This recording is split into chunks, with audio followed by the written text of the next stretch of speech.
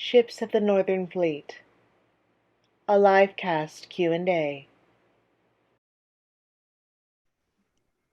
Swiggity. Do it. Swiggity? Oh, that's a swiggity. That's good enough for me for anything. All right. What is up, crew, cargo, cogs, and cadavers? Welcome to it, the first Q&A and live table reading. Spoilers, but we're going to get exciting here. A little surprise in store for everybody. We are going to be going through this today. We are so glad to have on the feed with me today. We have got Gary Hampton, also known as Young Meadow Cliffside. Everyone, a round of applause here for that. Yeah. Hello. Catie Osborne, also known as Annie. Hey. And Patrick James Lawler, also known as Glurp. For those of you who have not seen my face before, because obviously I'm not part of the show, I am a fan of it, just like all of you. I was working at a place called Bridge Studios, where they actually filmed a large part of the BC portion of Ships of the Northern Fleet. I happened to wander across a few boxes of forgotten lore, wanted to look into it a bit more, and that is how I began to contact these lovely individuals who were so kind to let me be kind of like the alpha fan, the voice of you, the fan community. Very, very thank you again for allowing me to be part of this journey with you. And yeah, so that's what my role is here. I'm just going to be kind of moderating with this. We've got Moon Prism also helping us out. Big round of applause for Moon, everybody. We love you. Otherwise, so yeah, so we're excited for your questions. We're just ready to go for this. Again, we got that treat coming on later of they've never seen this before. I found an alt script of the season 3 opener. What? So I couldn't find the whole thing. I got right up to the first commercial break. What? Right up to the first commercial break. How? Get them to do a cold read. Again, Bridge Studios. You know, I don't want to endanger my job for what I've done there or anything, but let's just say I found a box, and that box found its way home. That's all I'm gonna say. Yes. So, Oh my god. Yes. yeah. So that's very exciting for everyone. So we'll be getting to that in a little bit. Before we do, I want to just get everyone up to speed, because again, there's some people who remember certain different seasons of the show, certain other things. They might not fully know who we have as the exciting cast here. So if we can just go round table, introduce yourselves and what you did with the show, I think that would be great. Let's start with Catie, because they're above me in this feed. Hi everybody, I'm Catie Osborne. As you all know, I played Annie seasons 1 through 4, and then those like deeply unfortunate episodes that we don't talk about in 5 and 6. But yeah, I played Annie, and I'm just so thrilled to be here. This is amazing. Is that it? Is that all I'm supposed to say? That's fine. I feel like that was really underwhelming. Let's go. I liked it. Let's go over to Gary. Hi, I'm Gary Hampton. I played Young Meadow. I know a lot of people have been weirded out in my comments lately, getting so many comments about the beard. But clearly I didn't have a beard on the show.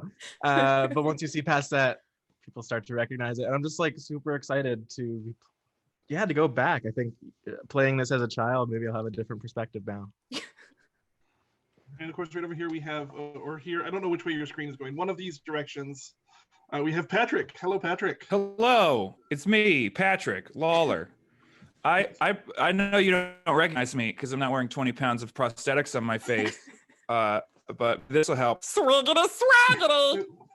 That's right. Right off the bat. Everybody's favorite to hate character in every episode, regardless of whether he should have been there. Glurp. Glurp. It's fantastic. Now, of course, obviously, with a show as widespread and beloved as Ships of the Northern Fleet, the cast on this. Logan's here. Logan's here. Logan. We have a Logan. Logan's here. Yes. Yay, Logan. Okay. Well, Logan gets loaded in. I'm just going to let everyone know. Again, these are some of the cast members I've been in direct contact with through, you know, my little hidden box of secrets. Obviously, there are more cast members out there. It's such an astounding show. So we love all the cast. This is just what we've gathered here today. And I'm certain we'll get more questions and more, even maybe a couple surprise drop-ins. Who knows what's going to happen tonight? It's going to be great.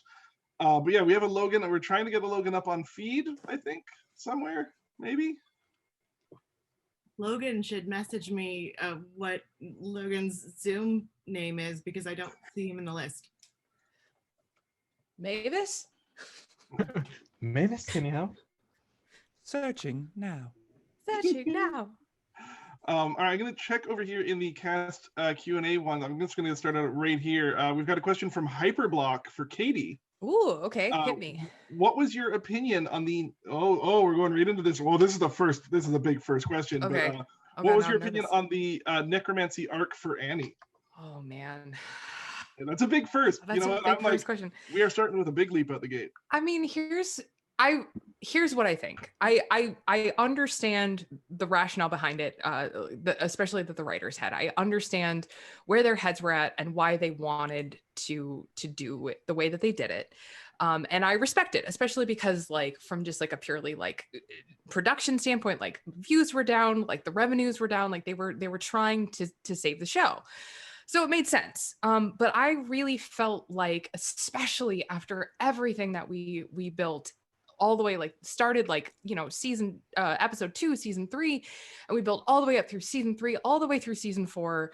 And then, Annie died, and it was such a good episode, and that arc, like, and the closure and the way that it happened, and it was so powerful. And I honestly felt kind of betrayed. I felt like we built this beautiful arc. We had this beautiful closure, this beautiful moment of like, and that's the pin in her story, and the Aurelian equation and everything like that. And then like they brought her back 2 episodes later, and I was like, what was it all for?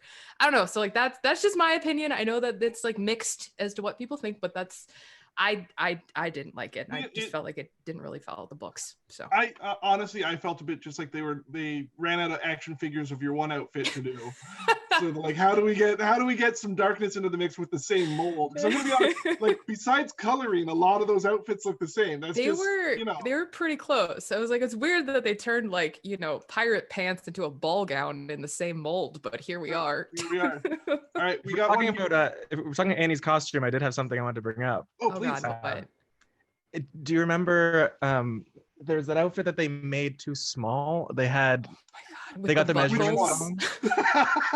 They got their measurements wrong on, but no, this was the one that was way too small. Like it was like a doll size. Oh yeah. So they had given it to my mom because of my sister, and knowing this was coming, my mom pulled it out. If you want to see it. Oh my God, yeah. Remember, this was supposed to fit you. That is not a Catie size. Never been worn, but my mom had it in the closet still. Oh so my gosh, I haven't seen. Oh my gosh, I can't believe you still have that. Just from the amount of buckles on it. There was the buckle game. Like Annie's buckle game was so strong all the time. Like I do not pity the cosplayers. Like people have told me like they've been cosplaying Annie, and I'm just like, where do you get all the buckles? Like what is your buckle budget? Some pirates are swashbucklers. Annie was a buckler. Just straight a buckle buckler. That's what Annie was. I got a question here for Gary from Hello Pickle. Oh. What was your favorite part about playing young Meadow? And is there anything about his character from the books that you wish was translated better in the show, or vice versa? Interesting. Well, I think Meadow as a character, I think the best thing to play it, or the best thing for me was the side quests, the mystery element of it. I was always really drawn to mystery, and this show didn't have. It was more about like the adventure and the pirate escape of it all, and to have those little nods to the mystery genre as a kid was really fun, and to be the one to pick it apart. And what some people tell me when they meet me in person, I think people are telling me that what I relate to the character, and I think it's just because growing up in that character, you do become part of the character, is how much Meadow cared about keeping the team together. I know with my friends, they call me the glue. They're like, me and my friends, the reason why we still hang out from high school is because I bring them together. And I think that wouldn't happen if I didn't play the character. I think that was really important. I think it helped shape me. But from the books wise, admittedly, I didn't read the books until I got older. So I didn't base Meadow off of the books. I just took what was in the page. So but I mean that it gave us a sense of purity too, because your Meadow was your Meadow. It wasn't being informed, certainly, because like if you're reading ahead in the books, it kind of spoils how Meadow grows, and I found that made a really natural part of your performance. Was that like we got to watch that through you, not through you knowing what you were going to become. Yeah, there was stuff that if I would have read the books, I would have known years ahead where Meadow was going, and I was just as shocked as everyone else when things would happen. So I mean, yeah, obviously. I mean, when it ends like that, obviously. But I know. No, some moments I wish they would have given me more time to prepare, but I have actually a question here that I was going to ask myself, but luckily almost Shirley has asked this. This one's going to go to Patrick, because I think you're going to be the best mind to answer this one. So this is a technical question about how one of the monsters moved on the shows. The Dobblers, a lot of people thought they were CGI because they looked so good. But how did they, and again, as someone on the monster crew hanging out with that team all the time, do you know how they got such realistic tripedal movement out of the Dobblers? Also, thank you, almost Shirley. Shout out to the monster team on the show. All right. I'm hesitant to reveal this because I do feel like maybe it was neither CGI nor practical effect. They actually used genetic engineering to create a series of monsters for the show, and they looked so realistic because they were in fact alive. Now the SCPA kind of got on us about these, like, you know, illegal genetic experiments, and then it was like, what are we going to do with these things, you know, when the show is over? Which is why I'd like to introduce you. Oh, she doesn't want to come on camera. Musical. She's very shy, but just know that slightly off camera is a tripedal monster that I've been taking care of since the show. Oh wow! I really kind Now- of you, Patrick. Now I noticed. Levine. Her name is Levine. It's Levine, isn't it? Because Levine is really like, if you wanted one tripod as a friend, that's Levine was it. Levine. Everybody Yeah. loved Levine. Yeah. That tongue is like, it might have razors on it, but it's adorable. It's like a kitty cat, but like Yeah. bloodier. Oh yeah. Oh, for sure. You don't want to see. That's why I'm covered. Oh, okay. I got one here for the whole crew. This one comes from My Life is an RPG, Daggers Forever. So they're sorry to bring this up. They're going to bring this up. Oh, geez. The donut truck incident.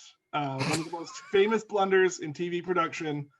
They just want to hear the experience for, like, how a donut truck.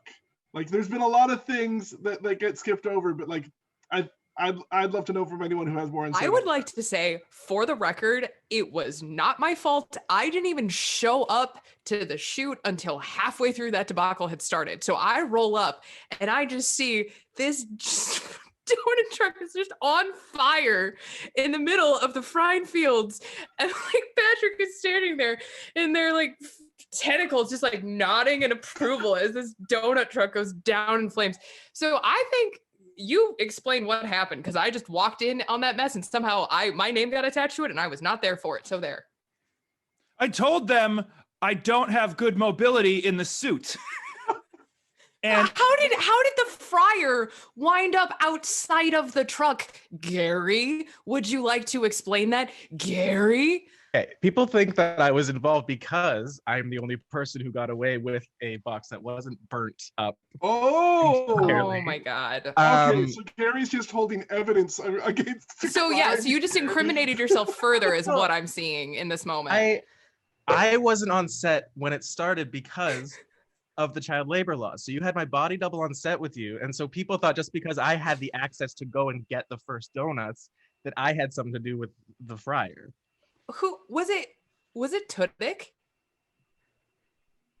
I got my donuts and left. I was in the green the time the flames were That happening. is the I'm most- just saying, Are you? I got all of are the you running for blame. Office, Gary, because you are just really getting the line on that. Oh one. man, he's just skating on by. I feel like there's a. You know I what? feel like I'll say it. It was Tudyk. Okay, thank you. I have thought that for years, and no one would ever. Okay, that guy. I am just politely asking the fandom not to tweet him about that because we do not need incrimination and a paper trail. That's important. That's important. But if you do see him at a convention, just drop a donut in front of him, and you're going to see the expression on his face. So Oh my I am God. happy it's finally out because like the amount of times I was in a donut shop and people told me to get out. Just to, Did that? Okay, you weren't the only one because No. like multiple times in my life, like just no, not here, not now. And I'm like, but and I you think just, they're being playful, but they're no, there's like this because no one knew what happened. I don't know why the blame was schema. on me. I'm glad the air has been cleared. Yeah. Okay. So we just blame it on Tudyk because he's not here. So there. That's what he gets for not showing I up. mean, I sent out the call. He just did not want to get on the That's- stream well, today. he's busier than us. That's true. So this is a nice gentle one again for the group. This is from that one drummer. what is the cast opinion on how large the fan base has grown recently? It's shocking. I love it. I genuinely and truly, with not a hint of irony, I'm so happy about all of this. I'm true. It is fantastic and wonderful. And I love that we're all remembering something so special to all of us together. It's honestly, I really want somebody to write it like an academic paper about this because it's amazing and wonderful. You know what, my favorite part of this has been seeing the meme explosion, because for the longest time I was just, yeeting memes to the void, as one says, and no one was picking up on them. And now to just see the explosion of that, as a fan, I'm just saying as a fan. I mean, I've been a fan of the show or the books long before the show. And so I'd always was like, oh, it's funny to save them, whatever. And now it's just like I have people to share them with, which is wonderful and amazing. And I just found this out, and this is true. There's an entire account on Twitter that is just Fleet memes, just a Fleet meme account, and they do not stand Barnabas on that. They do not. No, there are not a lot of Barnabas stands on that their Twitter account. Yeah, like Catie said, without irony, like us cast have had a group chat going for the past couple of days, and every time something happens, every time it's like, there's fan fiction, there's memes, we legitimately are getting really excited, and it's wonderful. I think Mr. Nickel, we have you to thank for bringing it back into the collective conscious. I think you should. All I did is ask people what they remembered, and they were so happy to share some memories on a show that they loved so very much for so long. So that's it's been really exciting on that. I know we're gonna get some fun answers on this one. So I am gonna bring this question up, which I have lost now because the feed is updating. Again, get into the Discord if you want to ask some questions. I'm gonna be reading some stuff out here as we wait for our next cast member, because we are again gonna do that surprise table read in just a bit. So do not go anywhere. But we have here from bracket Z bracket hyperblock X.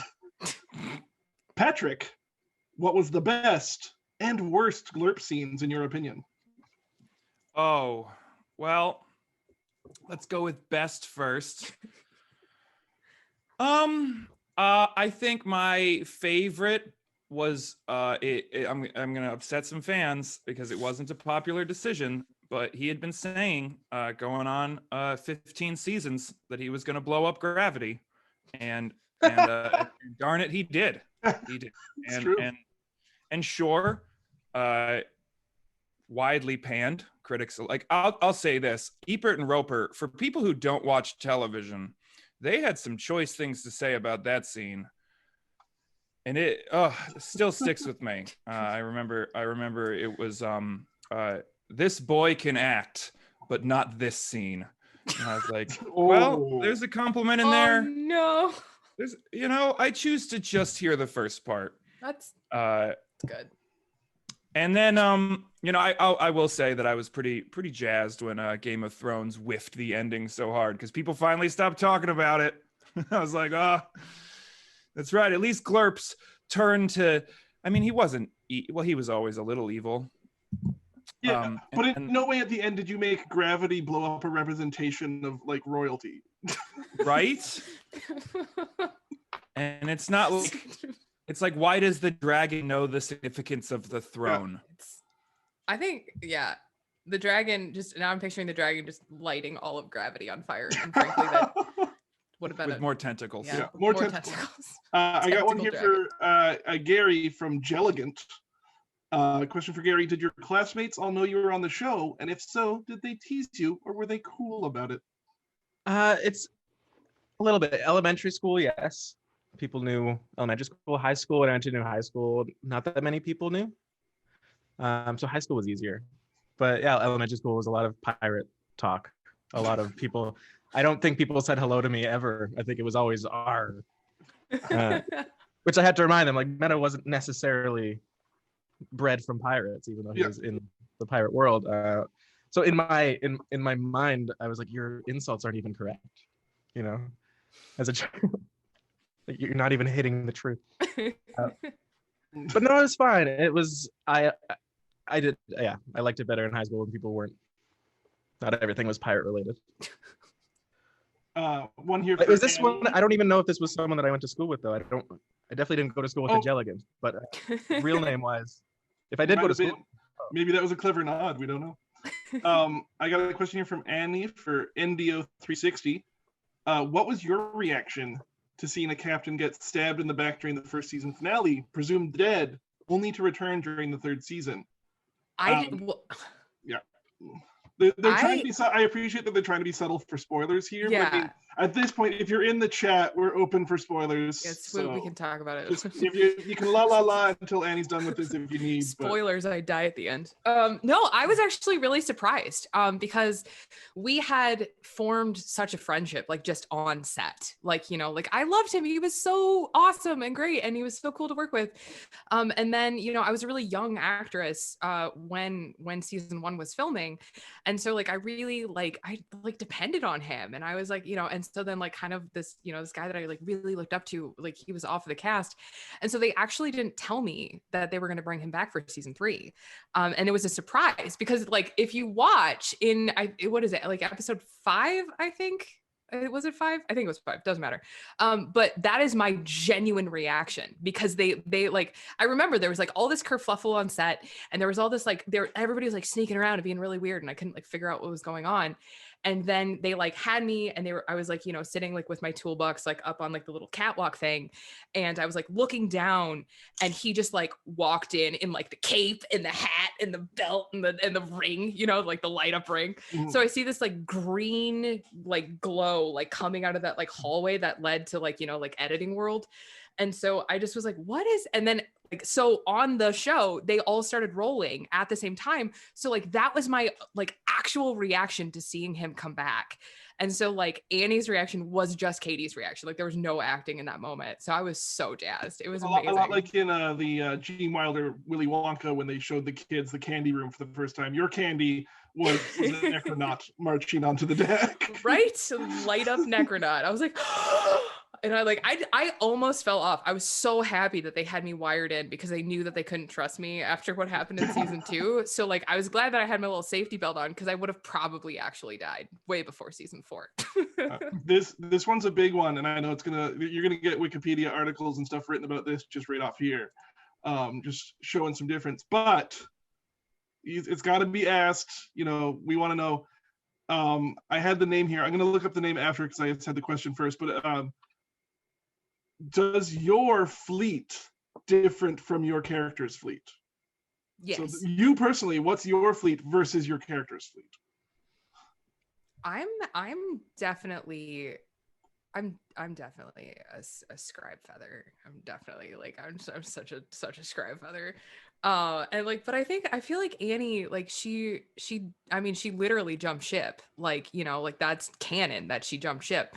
So it's weird because I feel like Annie had that like weird experience of like not every fleet, but like a lot of them, you know, but like Catie, scribe feather all the way down. What about you guys? I think as I grew up, it was different. I think at my core, I think I'm a cogspoke. Ooh, controversial. I mean, it makes sense because you're basically like the cogsfolk of the true wind.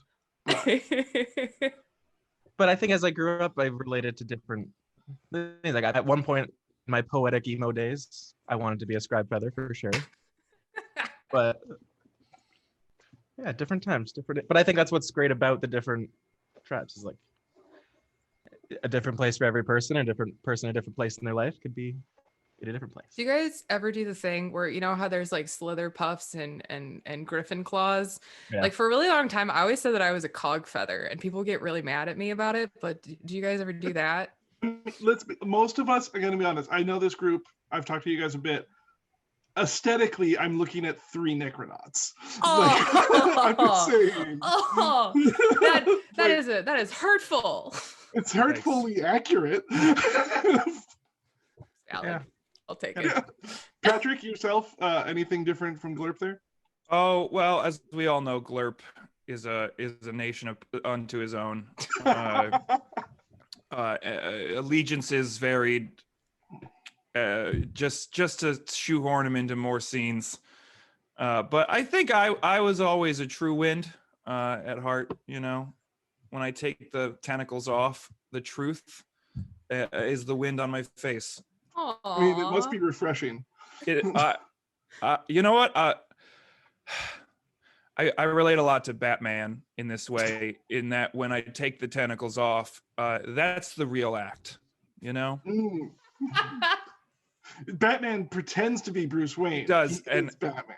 as you are Glurp. I am Glurp, pretending to be Patrick Lawler. Makes a lot of sense, frankly. It does. It makes too it out much loud. sense. It does.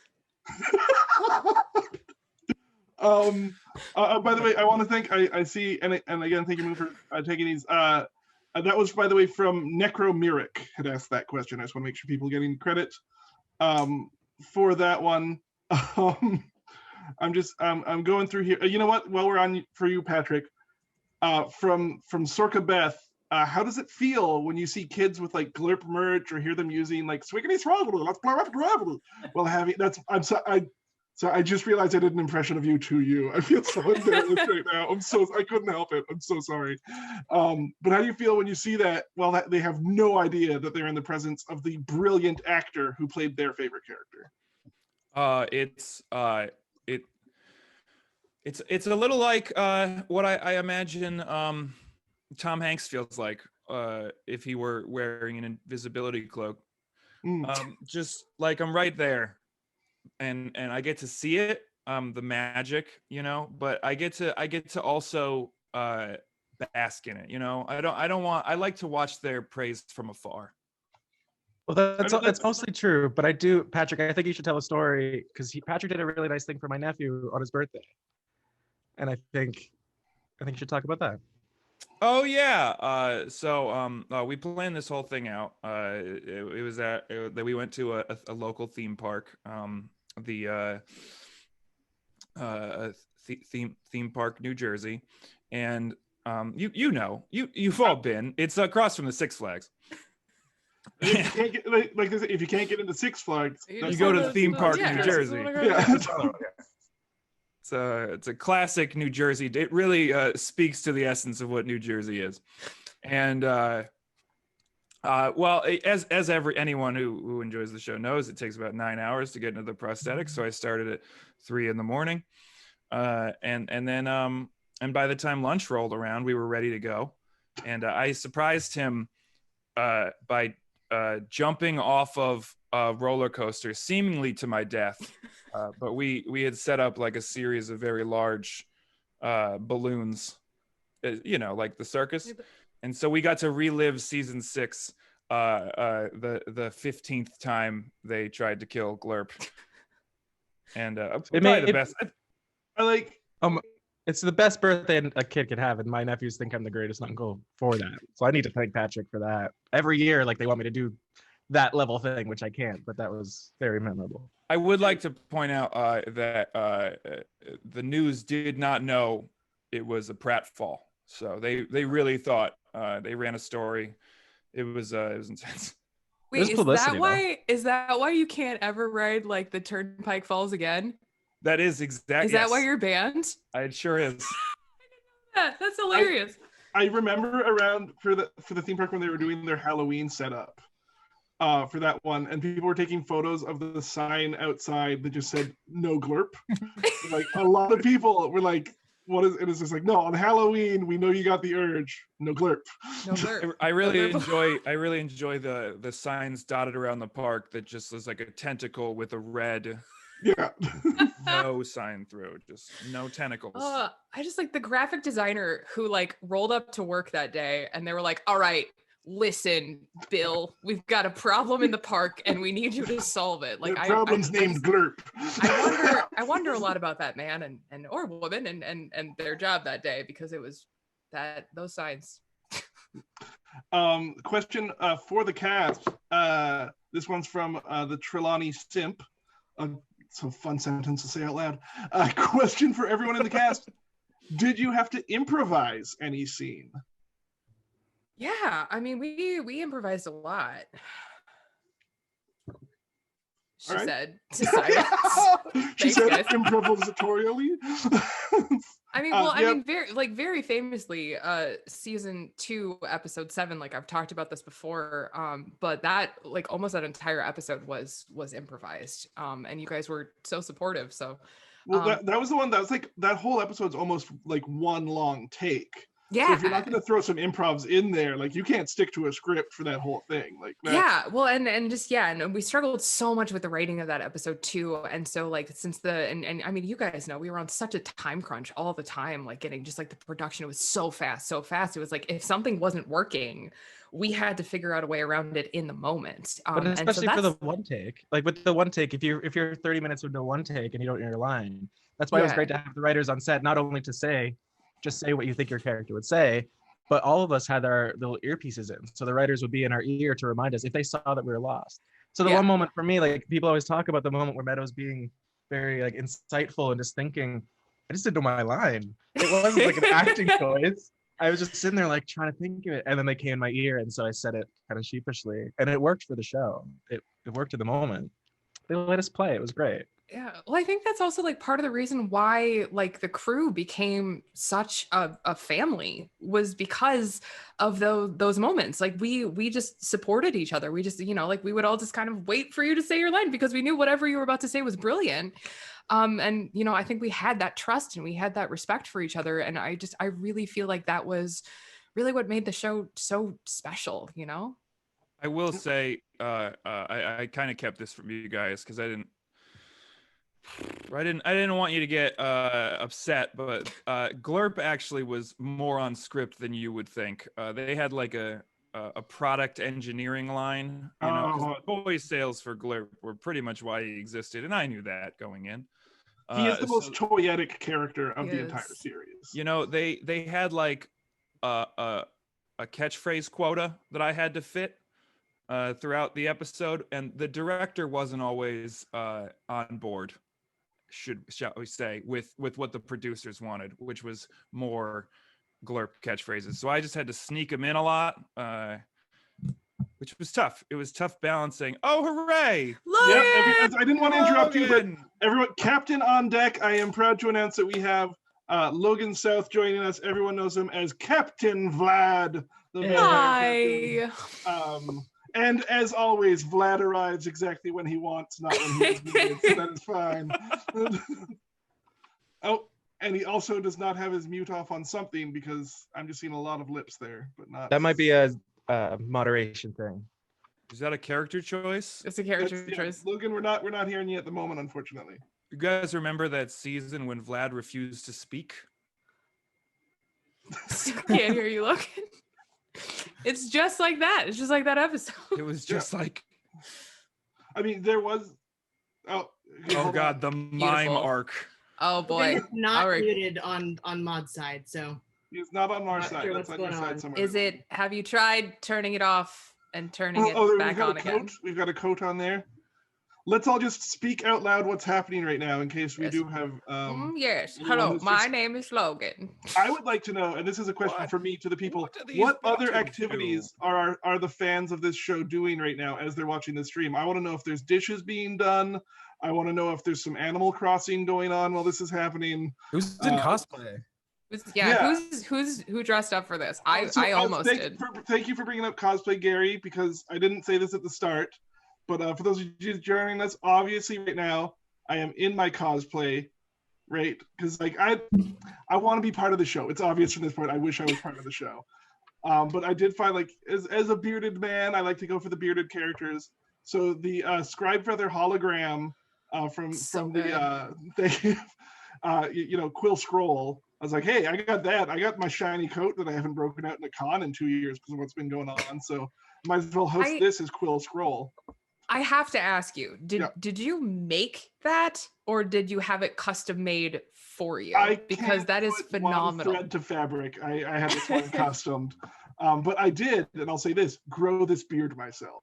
So it's very, and for those of you wondering, yes, the glasses glow in the dark. Yes, I've got the projector. So like I'm not. Oh my god! It's an unprojected hologram. Yes. I think I fixed my audio issues. Can you guys hear me? Everybody! Yeah. Sorry. Yeah, it's been a battle today trying to get everything set up and fixed, and I've just been running about an hour behind because I I blame it on Texas because we forget that other time zones exist. We Hey, Logan. apologize for messing with Texas, no matter how many times we've been advised not to. So So, it's totally fine. The whole don't mess with Texas thing is just because we're just very sensitive. oh, Would you say, Logan, that today's been a battle of blue mast?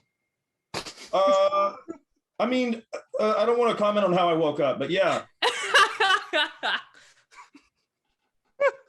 which also, this brings us nicely to the, I don't get it.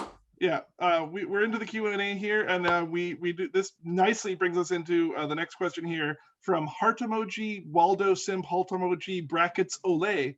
I will read out your entire usernames, by the way. Can you describe the worst day you had on set? I think we should start with Logan on that one. Oh no, that's not even fair because you guys know. That's why I wanted to start here, because Yeah, if you're you're gonna have to tell the story. It's your story to tell. Okay, all right, okay, all right, okay, all right. I'm saying, I know you just showed up, and I'm like, hey, let's turn the steam up high. I mean, I can do mine first if you want to mentally prepare yourself, Logan. No, Okay. it's fine. You said the worst day, right? I said the worst. Well, I didn't say the worst day. Heart emoji, Waldo Simp, Halt emoji, brackets Olay said. They want to know the worst Yeah. day. So as you know, when I started the show, I had actually lied about my age, right? To get on. They were looking for someone in their mid-20s. And I was only actually 17 at the time. So I lied on my resume. And when I finally got on, I had like just turned 18 and they had only just found out. They're like, oh my God. But at that point, I was already in all the promo material for the season. So they couldn't do anything about it, right? Now, being 18, you don't make the best decisions in life.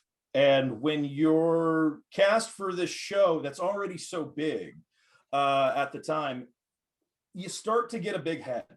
So I did the whole, Hollywood partying, going out late nights, that kind of thing.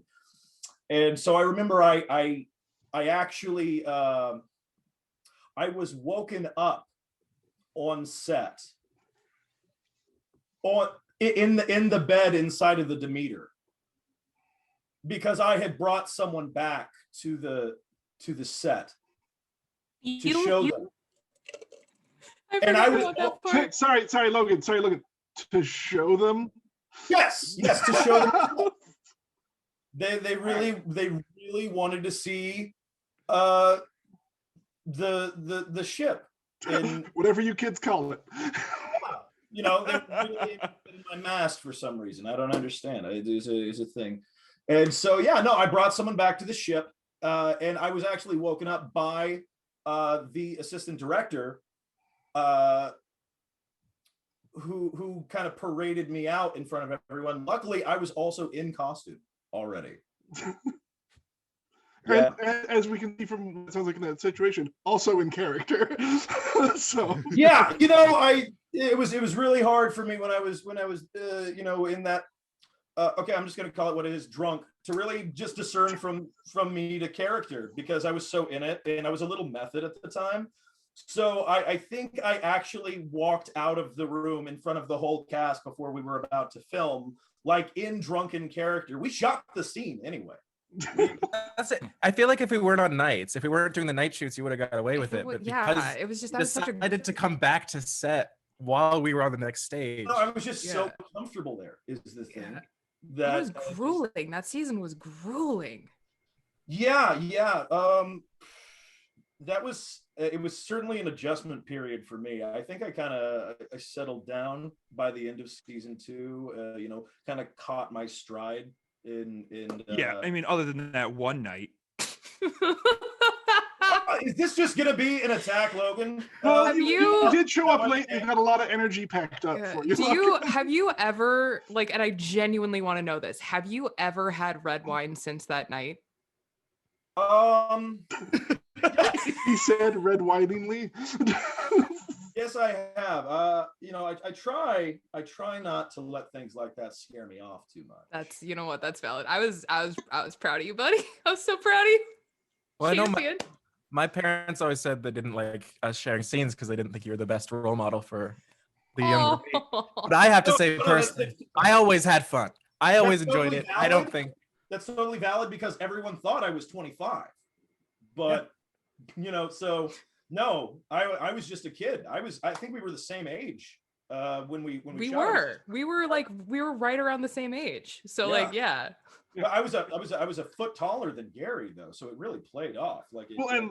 Also you really hit your growth spurt in that next year. Yeah, just the smooth face of Meadow versus the facial hair of Vlad also adds a couple years in between the two. No, I've been doing the beard thing again. So I know I did a little bit of a beard thing on season 3, and people were not happy, so they made me shave it off. And so I've had the same face since I was 18. So I've been trying to age myself up. I get tired of being carded every time that I want to go out and buy beer. So, well, I credit a lot of my growth spurt and a lot of my aging to the nights that we had out. So I think we aged up fairly quickly on that show. That was a thing. You still got the baby cheeks though. I can't grow my beard higher than this. It doesn't cover this. I did that on set one day. I just pinched his cheeks and the look of embarrassment. And, adorable. I'm sorry for that. I was kind of picking on you. It was that younger kind of thing where it's like, oh yeah, he's like my little brother. Well, that was the odd relationship because I always liked you, but my parents warned me against you. So what was I to do as a kid? They were right to do so. That's okay. That's fine. No, I understand that decision. What was the question we were supposed to be answering? I think we've covered that one nicely just for Logan. That was supposed to be your worst day on set. We just went up on a red wine tangent. If someone has a real steam in your sails about it, to say your worst days, but I think Logan covered that. I got hit by a car. Well, okay, yeah. If you want to talk about getting hit by a car on set, we can talk about that. Are you gonna blame anyone but yourself? Well, I mean, you were basically don't have good wearing visibility blinders. in the mask. It wasn't your fault. You were wearing tentacle blinders. Okay, but he was I just thought you were getting into character with the wobbly motion when you came back. I thought that was a choice. Well, how long did you walk around on that broken foot before you realized? 2 weeks. Jesus, I didn't know. I thought it was a couple of days. No, I have a permanent limp now. Not an intense one, just like a little one. Oh well. I don't know what to say about that. I'm upset. I'm upset for you. What has been left unsaid? Speaking of saying, sorry, Gary. I just wanted to say because Logan missed the intro. There is something that we're doing because Mr. Nickel pulled something out of storage. So I am privy to certain behind the scenes information, which is why I've been lucky enough. If you have seen, by the way, for the merch store up there, if you check in the links, there is the original logo for Ships of the Northern Fleet available as a shirt and a mysteriously aged shirt. There is also, of course, our favorite catchphrase on the shirt, swiggity swaggity, let's blow up gravity, available as a shirt. Since I acquired these through clandestine means, we shall say, all of the proceeds for this will be going towards the Trevor Project, which is a fantastic toll-free hotline which provides support for LGBTQA plus youths. It also, by the way, provides guidance and resources for those looking to be a better ally or support the people in their life that might need some help. So be sure to check in on that. Every single penny sold, stuff sold, will be going to that. I don't have the facts and figures for that because the way the company I'm using works, they tell me a shirt is sold once it's shipped. So sometime next week, I will let you know what we have raised on those, but I look forward to those numbers. Anyways, besides the point, I have some certain behind the scenes things. And what I found, and Logan, this is going to be news for you. I found the alt intro for season 3's premiere. And I was excited. I've been holding on to this, but when I was told that I was going to be able to moderate this with the 4 of you, this scene has the 4 of you.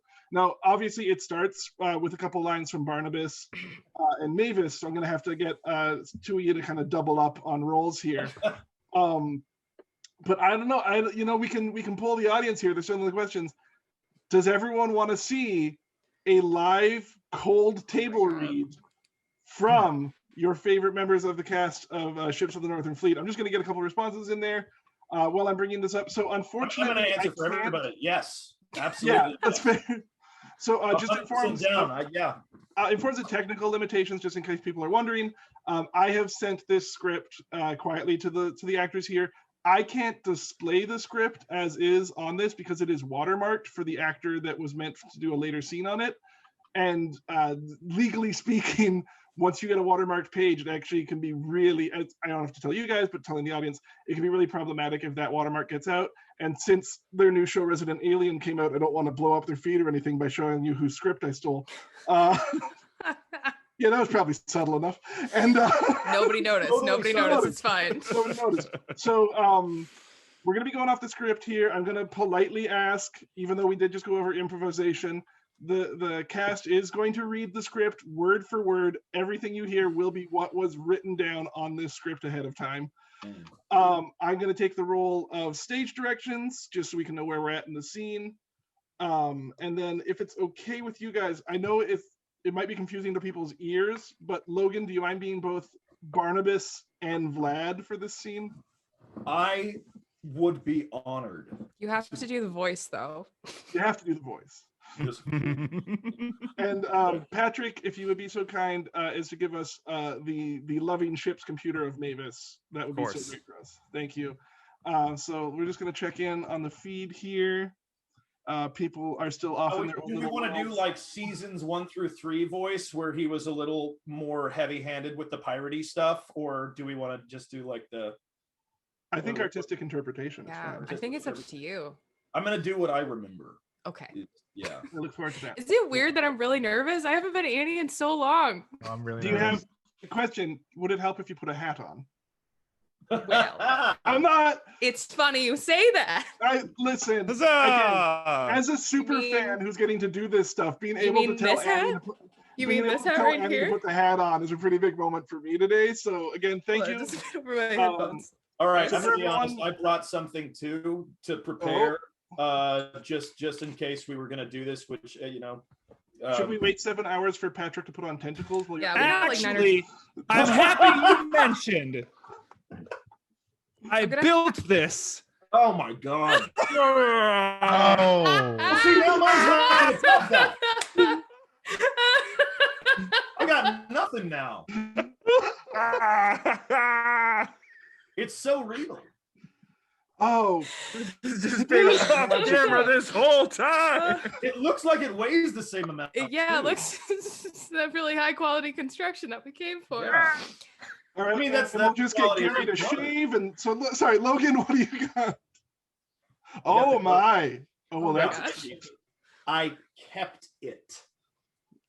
What you mean to say you were granted it with permission from set, right? I kept it. So you just last day of filming, you just walked off into that bright horizon, still wearing the coat, did you? I want to tell you, I don't think anyone wanted this thing back. I thought it was like really, I thought it was really, really sweet though. Like does because not they fit. did that little ceremony and they like wrapped it up in the little box for you and everything. Like it was a- Oh, I don't know. I was drinking that day. So We were kids. yeah. Yeah. I stole so much do shit from remember that them doing set. the song. We got- On my final day, I remember them doing the song. And that Oh, was, you that need the was song. I mean, we all got this. We all got this. Did you? Yeah, Gary, but did you see, get this I song? wasn't there when you died. I left like it was like 2 months earlier in filming, so I didn't get to I be didn't there get- for you for that yeah. moment. I didn't get They my didn't own even invite me song. back. I didn't get that, my own song, but- but because everyone that made it to the last episode had the group sing along, so That's- it shared it. What okay, if so you we guys got- did a group sing along for the? Well, because final every time a character died, we did the singing to Right, say you goodbye to did the the song. character. So at the Yeah. last episode, it was like saying goodbye to everyone else. So we had like a group serenade yeah. to everyone that had made it to the we end. just cried. That's, Oh, as well. I mean, it was Yes. very sad. Yeah. Also, I'm gonna have to move these manually the whole time because it's I weird to mean- do it without them moving around. That seems fair. Okay, Always This so isn't distracting at all. look, we've got Vlad in his coat. We've got Annie in her hat. Gary, I'm not going to ask you to go find the coveralls. You're doing fine. No. I wore the maroon. I wore maroon. That's the You best did. thing. I that it was it's like your Disney bounding. Glurp is prepared, but keep in mind, Glurp, you will be Mavis first. So just Be ready for that. Well, don't worry, because the mask is made of silly putty and it is falling apart. Oh, good. I So was it's worried. not too much unlike your original outfit. Okay, so that's season 1 prosthetics right there. That's I'm gonna start us off on this table read. If everyone is prepared, do you have your scripts up in front of you? Yes. Yes. Printed in mine. You Yes. go. Oh, look, everyone. Gary Oh. Ooh, Gary has a printer. Ooh. Oh, wow. Just like when we were kids. High speed Gary. You remember my Game Boy highlight it printer? too, you little nerd? Patrick remember was always your Game jealous Boy that I had the printer. Game Boy printer when we were kids. Gary, I do remember that nickname. I do. Yeah. I'm just gonna, everyone get your let's cheers if you got a drink ready. Huzzah! Cheers to the fleet. Steam in your sails, everybody. Cheers to the Aw. fleet. Cheers. All right, so for those of you just joining us or watching this as a clip online, what we are about to do is read out the unaired alternative opening for season 3's premiere. I actually found the script all the way up to the first commercial break, so that's where we're going to end it for this one. And then we can go back to questions after and a little open discussion. Please tell me that we're recording this too, and we'll be able to play it We're back. definitely recording this. Yes, I think we're gonna post it on the YouTube machine. Oh, Yeah, that's- it's the internet, so the whole finding licensing and clearances is no longer a thing we worry about. So for those of you, we will do a little recap here. We'll read off our cast list. Playing young Meadow Cliffside, Gary Hampton, everyone. Yay! Playing Annie, Catie Osborne. I'm not Plain- doing the line. Captain Vlad and Captain Barnabas tonight. Logan South. And as ship's computer Mavis and Glurp, Patrick James Lawler. Yay!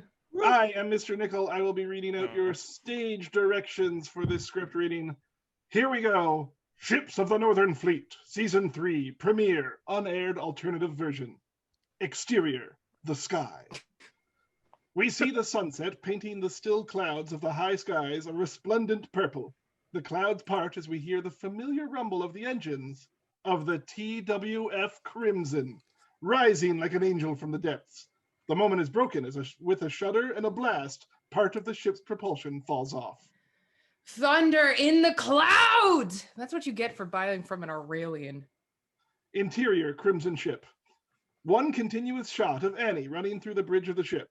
She free runs around many obstacles and pathways of the twisted and complex aircraft, leaping off walls, diving over banisters. This ship is her home, and she knows every bolt and weld. She never takes a false step. Oh, I got a great idea. We don't need cogs, folks. We're Truans. We can fix a whole steam-soaked ship by adventuring the blasted thing back into shape. Annie passes by Captain Barnabas and goes from her springing free run to a calm, slow walk. Everything tick-tocking on our ship's clock, Annie. Sounds just like him. That was really good. Running it smooth at the shores of the glass cliffs, Cap. Mavis, the ship's commander, crackles from one of the large speakers directly above Barnabas. Engine 4 damaged. Engine 3 lost. Ship's hull compromised. Annie covers the speakers with both hands as we hear muffled damage reports. Even a glass cliff gets a crack now and then. Would you excuse me, Cap? Put some sky in your step, then. Buttoned up in a flash, Cap. Annie takes off down the hall, Captain Barnabas looking on. He's unconcerned as the best engineer is on the job. The speaker crackles again. Captain, the ship requires more steam. Better than a bottle of medicine steam is.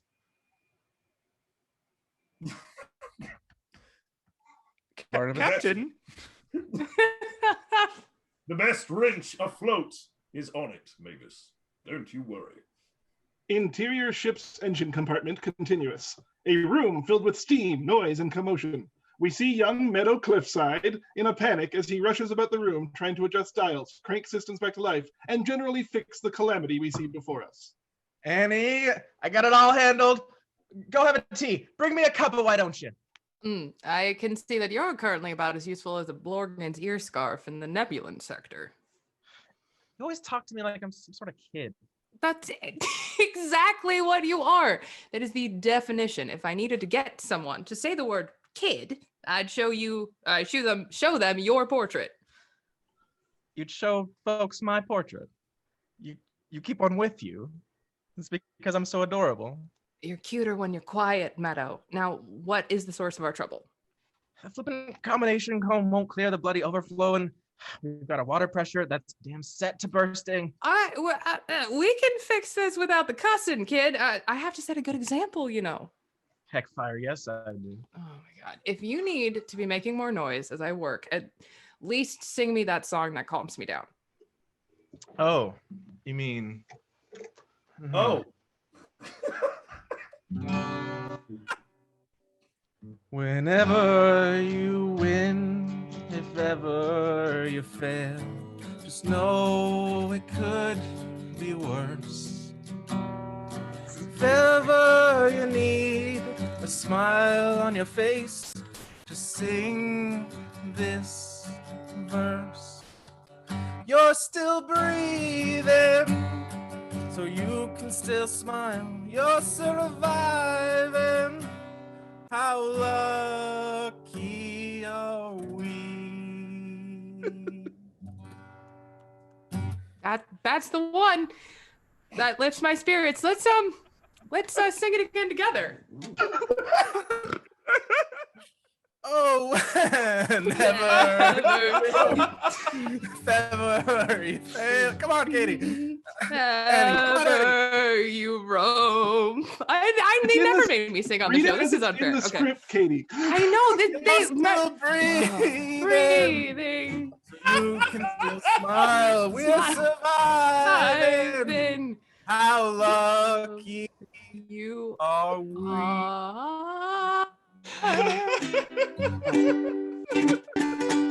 The song is interrupted, and again, amazing, just as it's on the script here. Absolutely no improv today. The song is interrupted as something moves along the shadowy upper pipes of the boiler. Annie puts a hand to the hilt of the sword on her hip, and Meadow hides behind her. Something's up there. Something ugly. Something nasty. Something. A familiar tentacle-covered face pops out of the shadows. Swaggerty! Glurp! Glurp! Yay! I was just having the nicest dream. I was being eaten by a sky tyrannosaurus and passing through his digestive tract and just sneaking my way through all of his... What? Remind me to never share a sleepscape with you. Okie dokie. Hey, Meadow, never share a sleepscape with me. Swiggity swaggity. If we're done jawing and jarring, do you happen to know what the problem is with the ship, Glurp? Well, what you got here is your flimbo is not connected to the pulse valve. I think it's connected. I'm pretty sure it's connected. There's just something loose in... I think Which one of us has been crawling around inside the bowels of the ship, Meadow? I know this place better than anyone here, and I live inside these not pipes. working properly. Gentlemen, Glurp, do we just need to like polarize the closest magnesium landing brackets? Is that the issue? Oh yeah, we're just gonna polarize the magnesium, lickety split. Oh, do another job for Glurp. Oh, can we do that though? Last time we did that, there was a temporal analogy in the osminium FTL capacitor. Does it have anything to do with gravity? What do you think? I mean, I feel like the problem is just always gravity. I just wish we could get rid of it. Gravity. Oh, Glurp, I'm sorry. Glurp, I'm sorry. I did not mean to offend. I sincerely apologize. But I mean, I don't know. That all sounds plausible and like things we've totally seen before. But I can't just shake the feeling that the real problem is... An explosion rocks the engine room. The wall of the room ripped aside. Steam, smoke, and confusion fill our frame. A form stands slowly. A shadow in the bright light of the now open sky. On one side of the engine room, we see Captain Vlad, his skin steaming from the sun upon it, his eyes burning coals of hate and menace. His smile is sharp and unsettling. Your problems are manifest, little wind. They stand before you this day. We We're afraid of the likes of you. The likes of me. The likes of me. None have been as Captain Vlad. My exploits are legendary. I remember that one time. You know, on that planet full of war goblins. Just floating underneath. Ah, lovely little system here. Just full of you people. Those who had burst from the core of the earth. And I remember how I ended them. Destroyed your entire family. Now, does that all not make you shake the wind in your sail? Swagger, that doesn't sound so scary. I've seen weirder things. You are weirder things, Glurp. That was my whole family you killed. I'm really sorry about that, Glurp. No, fuck him. I hear they didn't get along. What is your business here, Vlad?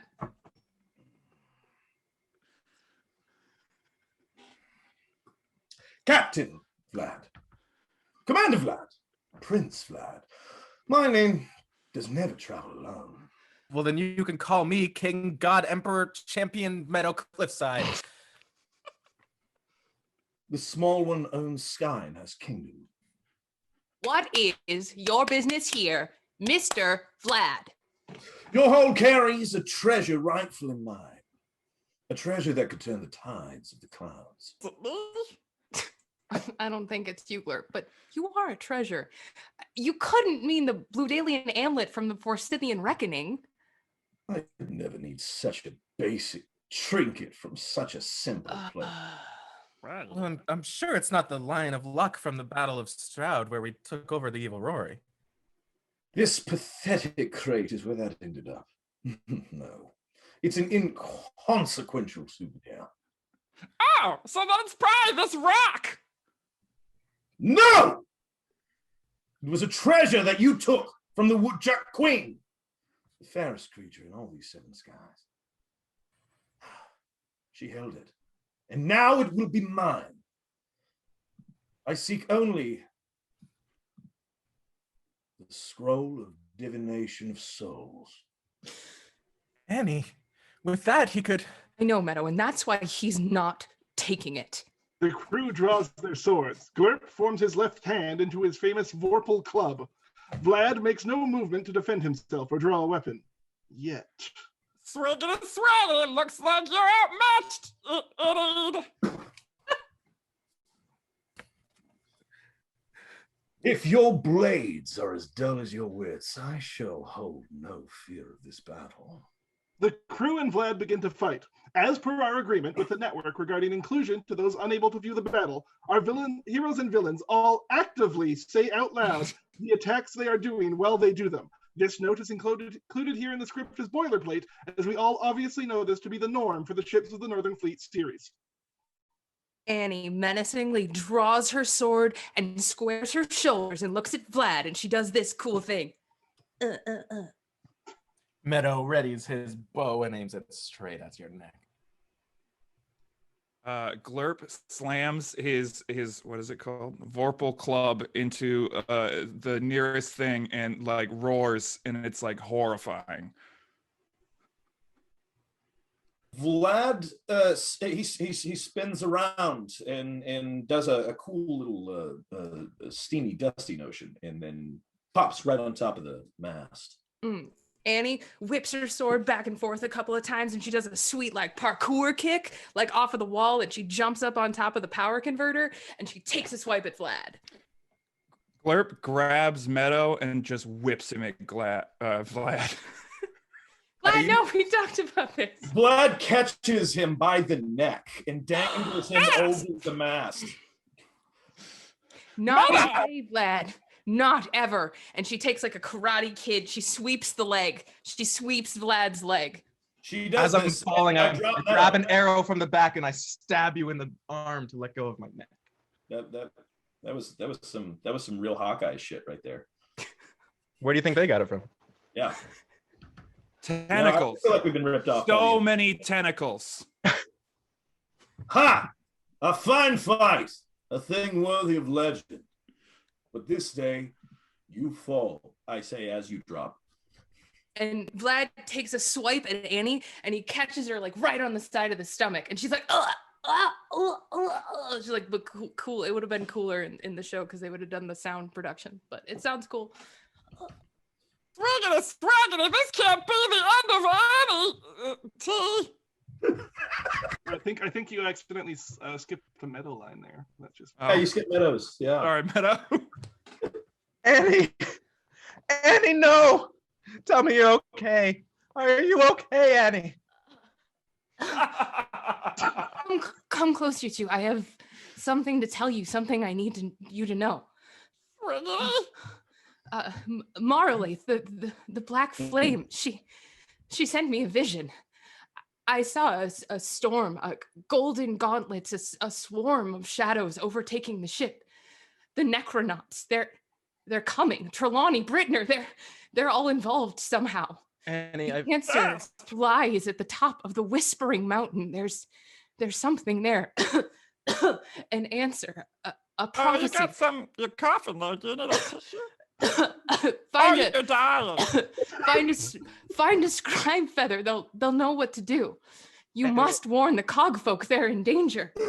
But Meadow, there's something else. Squawk. He saw. He knows. He knows where to find Cadet Tilo. He's your brother. Gasp. And Annie passes out. Annie, I've known the whole time. Somehow, somewhere in me, I've always known. I don't know why I'm talking to you. You've already passed. Enough of this chatter. The treasure, it shall be mine. What else could you do but face me or face the death drop of gravity? Gravity? Glurp! Glurp turns to face Vlad, his usual cheerful face, a grim mask of determination. He says his classic line with a force never heard from him before. Swaggity, let's blow up gravity! Glurp leaps for Vlad. A massive explosion rips through the ship. All scream. We flash to white. Commercial break. Thank you, everybody. Oh, yeah. Wow, the intensity from Glurp in that last. Patrick, I felt that. I felt that right here. So badly. That might have been better than the you're out of first. practice. Everyone, let's just take a little water break. I remember everyone at home hydrate. Is that the cake reminded some that people they didn't let you use, or what? Like that's got to be like that. You've got to have been wanting to do that as that version this whole time, right? Yeah, like, I've been holding it in the canon there for 15 some odd years. God, yeah, no, that's how they should have done it. Like that, you were right all along. That's it. Yeah. So like that is a special treat for you. Again, thank you so much for. We're not done yet, but I just wanted to say thank you to anyone who's joining the feed. You got to see it here first live. We'll try to post this recording later, but that was the alternate. Like that was, you know what? Like we have a lot of memories of this show, but if we could only imagine, this could have been part of the show. Obviously this right here, it wasn't an official part, but like this could have been a moment from it. And I think that's kind of exciting that we saw something that didn't even exist for this show.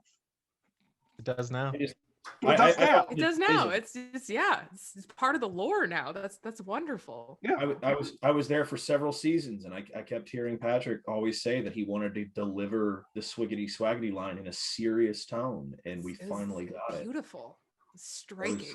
A moment of clarity. So now that I'm going to give the audience a moment to absorb that, to think about what they've seen, because I would love to hear a couple of questions about maybe the scene we just watched there, or how that changes what you might have thought about some of these characters. Because again, some really big reveals there, some really interesting things that went on. While we're doing that, Logan, you missed out on this question, so I'm going to ask you. Oh. They wanted to know the fleet your character belongs to. Is that also the fleet you belong to inside? Oh, well, first of all, I'm going to take off this coat because That's fair. I feel real fat after 15 years wearing it. So I'm gonna not do that anymore. So Yes, 100%. Yeah.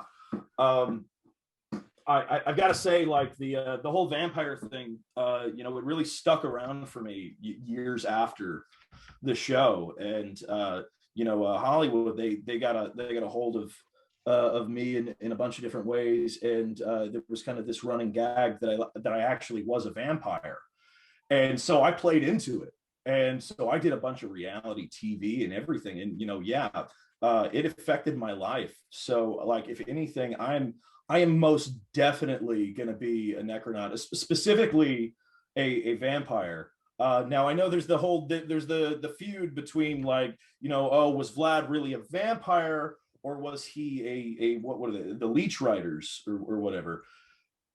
I'm gonna say yes, he's a vampire. He's a straight up vampire. Like, and I think that's the coolest thing that they had for the necronauts, and I love that. I'm gonna come back from death at any cost kind of thing. And I think this show has ruined me in so many ways. It is absolutely set the sails of my life.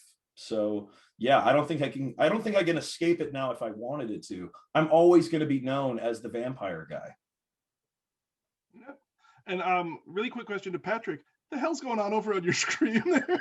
Oh, I was just going through Glurp's various season looks with this silly putty I've got here. It's me. Again, for folks maybe just joining in the stream right now, which is a fascinating point of the stream to join in on, and what have you been doing with the rest of the day? I'm not claiming to be the source of knowledge on all of this. I'm just a super fan. So certain things, when I see pop up, I'm as surprised as anyone. And I'm actually amazed that particular look of Glurp's got by standard and practices. I always felt that way about that particular one. It's uncomfortable. It's an uncomfortable day on set for everybody. Well, I felt weirder that in the script they referred to it as the Glurp dongle. Like that. Yeah, it's weird. You guys think it was weird? Try wearing the Glurp dongle. Mr. Nickel, do we have permission to shout certain people out? Is that a thing that we can do? Because there's actually somebody here that I wanted to shout out. Erik Gude is in the chat. I don't know if you guys remember him, but he almost played Olaf on the show. Oh yeah. But then he didn't get it to the other guy. Yeah, but nice to see a fan. Are we able to take video questions? I don't know the limitations of this format. Is that might be a question for Mavis. Mavis. Yes. Can we do that? Mavis, whose name is also Moon. I don't know how things work. While giving shout outs, I think we should probably give a big shout out to Moon for hosting. Absolutely. Yeah. Thank you so much for putting this together. You worked so hard. You're so welcome. Would you like me to I gotta say, I nearly died when Patrick did Mavis's voice. Really well done. I thought that was perfect. I honestly thought she was right here with us. I'm speechless. Wonderful. Sorry, Moon, you were saying? Would you like me to add Erik Gude to the chat? What was that?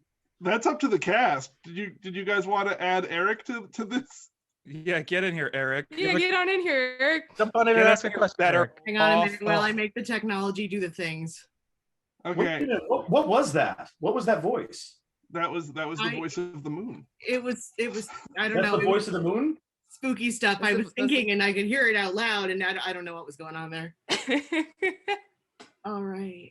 And I know some of you must have noticed by now, I mentioned it in the TikTok video I posted, but this thing hiding behind me will be opened at some point. Yeah, so actually that actually brings me, while we're waiting for this to get set up, let's start going through some of that.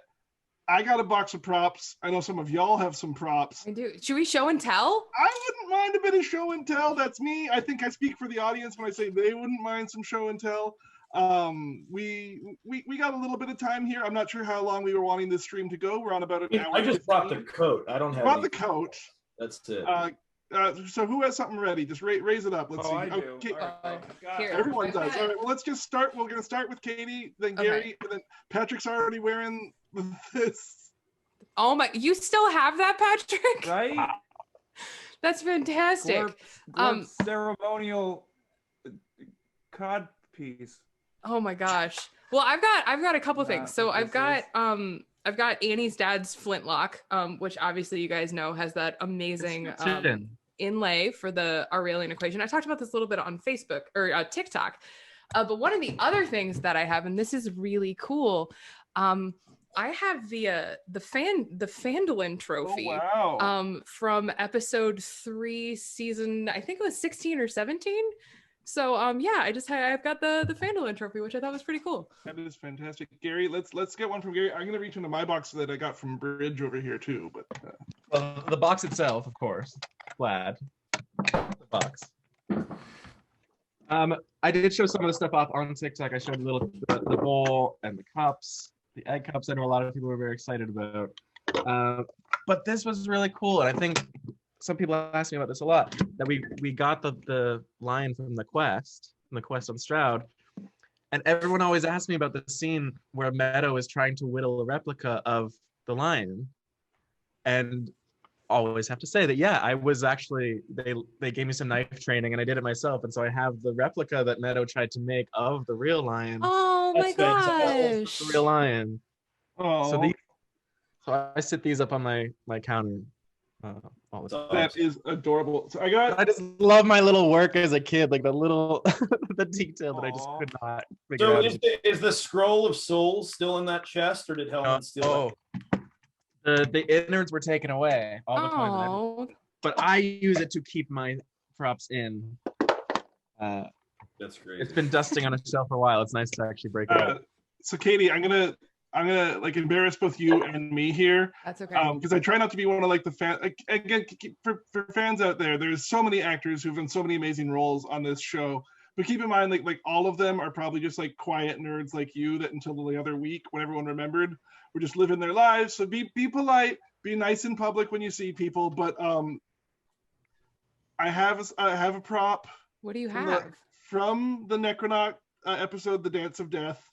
Okay. Where, we get What to do see you have? Annie. We get to see Annie in the full ball ground, and she walks up to a Right. mysterious stranger, and he says to you, "Would you care to dance to death?" No, oh, you have And that? So like, Where did I mean, you I get could see- that? later we can like, if you got like a PO box, because I don't need to know addresses or anything, but like I could try to get this home to you. No. Put it on You your should wall and my keep that. wall. But oh my god, I can't believe Yeah. you found that. That's Like, fantastic. obviously, I don't have the suit for it right now, but like, I was pretty excited about Oh my that. So that god, was- where that did you was- find that? Did you find that at the studio?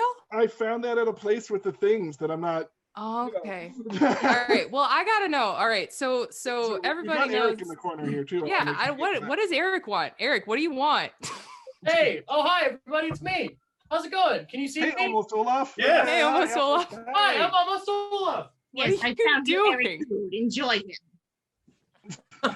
Thank you, Mavis.